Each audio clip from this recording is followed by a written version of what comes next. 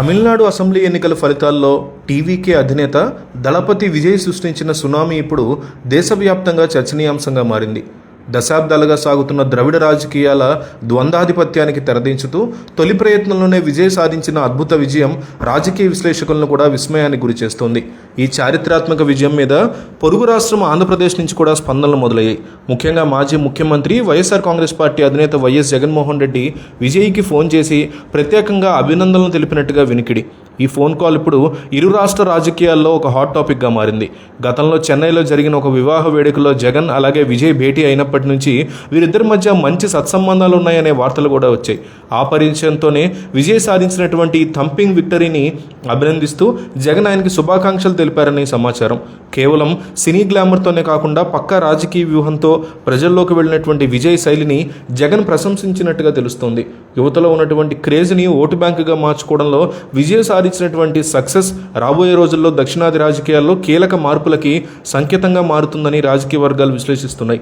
YS Jagan అలాగే విజయ్ మధ్య జరిగిన ఈ సంభాషణ కేవలం మర్యాదపూర్వకమైనదేనా లేక దీని వెనక ఏమైనా భవిష్యత్ రాజకీయ సమీకరణాలు ఉన్నాయా అనే చర్చ కూడా మొదలైంది.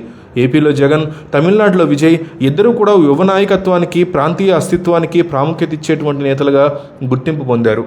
విజయ్ తన ప్రసంగాల్లో పేదరికం, సామాజిక న్యాయం గురించి మాట్లాడడం, జగన్ అమలు చేసే సంక్షేమ పథకాల తరహాలోనే ప్రజలకు దగ్గరవ్వాలని ప్రయత్నించడం గమనార్హం. ఈ నేపథ్యంలోనే వీరిద్దరి మధ్య ఏర్పడే సాన్నిహిత్యం భవిష్యత్తులో జాతీయ రాజకీయాల్లో కూడా ఒక బలమైన ప్రాంతీయ కూటమికి పునాది వేసే అవకాశం ఉందని కొందరు అభిప్రాయపడుతున్నారు. తమిళనాట డిఎంకే, అన్నా డిఎంకే వంటి దిగ్గజ పార్టీలను ఎదిరించి విజయ్ జెండా ఎగరేయడం సామాన్యమైన విషయం కాదు. ఈ విజయం పక్కింటి రాష్ట్రమైనటువంటి ఆంధ్రప్రదేశ్లోని రాజకీయ పార్టీలకు కూడా ఒక పెద్ద పాఠం వంటిది. ప్రజల్లో మార్పు పట్ల కాంక్ష విజయ్ సరిగ్గా అందిపుచ్చుకున్నారు. జగన్ తన ఫోన్ కాల్ ద్వారా ఒకవైపు స్నేహాస్తాన్ని అందిస్తూనే మరోవైపు మారుతున్న రాజకీయ ముఖ చిత్రాన్ని నిశితంగా గమనిస్తున్నారని అర్థమవుతోంది. విజయ్ రాజకీయ ప్రస్థానం ఇప్పుడే మొదలైనప్పటికీ ఆయన సాధించిన ఈ విజయం దక్షిణాదిలో ఒక సరికొత్త తరానికి ప్రాతినిధ్యం వహిస్తోంది.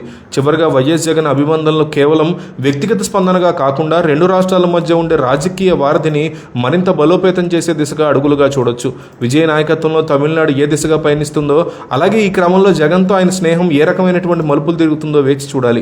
ఏదేమైనా విజయం సాధించినటువంటి విజయ్ సాధించిన ఈ క్లీన్ స్వీప్ విజయం భారత రాజకీయాల్లో ఒక అపురూప ఘట్టం అనడంలో అతిశయోక్తి లేదు.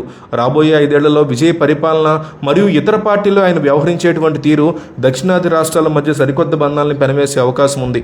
ఆంధ్రప్రదేశ్లో వైఎస్ జగన్ వర్సెస్ పవన్ కళ్యాణ్ అంశంలో భాగంగా చాలామంది వైఎస్ జగన్ అభిమానులు కూడా గడిచినటువంటి తమిళనాడు ఎన్నికల్లో విజయ్ వైపే నిలబడ్డారనేది మనకు అర్థమవుతుంది. రీసెంట్గా కూడా జరిగినటువంటి ఒక రోడ్ షోలో విజయ్ కూడా జగన్మోహన్ రెడ్డి యొక్క ఫోటోని ఎత్తి గాల్లో చూపిస్తూ అభినందనలు ఇచ్చినటువంటి వీడియోలు కూడా వైరల్ అయ్యాయి.